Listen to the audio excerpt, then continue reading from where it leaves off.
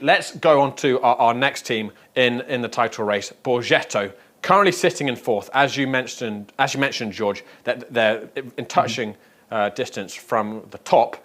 It's been a very different Borgetto team this fall, hasn't it? It's amateur football. You can't always bring the same players back. You know, it's very difficult to keep squads together. And they were missing some players now who are returning. But did we see a more combative side of Borgetto in full season, do you think, George? Yeah, I think, of course, like you mentioned, a lot of comings and goings in and outs of the amateur football league. But they have some players that ooze quality, and when they step on the pitch, they can change the game by themselves. The likes of Lexi Santa, Silva at center back. They have two strong goalkeepers that I've saw, both not very comfortable. The way they play is again, similar a little bit to Sanzak. They have this belief that it'll go right at the end of the day, and they'll get the win. They're a huge win to the 1-0. I really called that a 0.5, given the conditions were horrible, freezing, sleet, rain, whatever it was. And they got the job done. It gets a Sanzak to really bolster their push now for the top position. So they can play spoiler and they can play the favorite. So really, on any given day, they can cause damage. And we've just seen plays from Alexi Santa, who he's such an impressive player, isn't he, Jacob? He's just so difficult to stop. Absolutely, he really spearheads that attack himself. Jesus Patino. I think that Borgetto have one of the more exciting attacks in Division One. They got a ton of pace. They have really good control and possession. I saw that game against Richmond County. Even though they ended up losing and getting knocked out, they really held onto the ball well. They're really good at pulling apart defenses and getting guys open down the wing and getting good service through the middle. And this Borgetto team, they have a chip on their shoulder. Last season they ground out, to the end against a Hoboken side that was just that a little bit better than them to get promoted.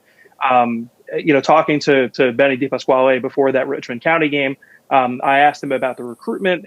He said that, he was missing guys in the fall and he needed to strengthen the squad. He was really wanting to make that push to get into the EPSL. They brought in a ton of fresh blood. They've got a really big squad going into this spring season. So really a ton of opportunity to mix and match, play to their strengths.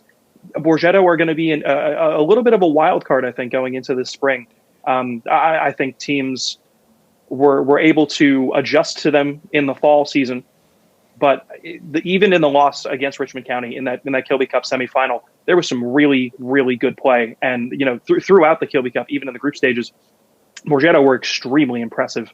So they're going to be another side that I think once they get the consistency down, I think once they're able to find the starting 11, bringing in some new guys. I mean, the new signing Nyrik, who scored in the group stage, he looks like he's going to be a bolt of pace up front and very consistent at the back. You got one of the strongest center backs in the league in Jeffrey Gadd, who really helps command that back line. Borgetto know the job that they have to do. They're going to have to fight a little harder to do so. And Josh, correct me wrong, I believe they started off last season with a loss against Polonia, which knocked them a little bit off track.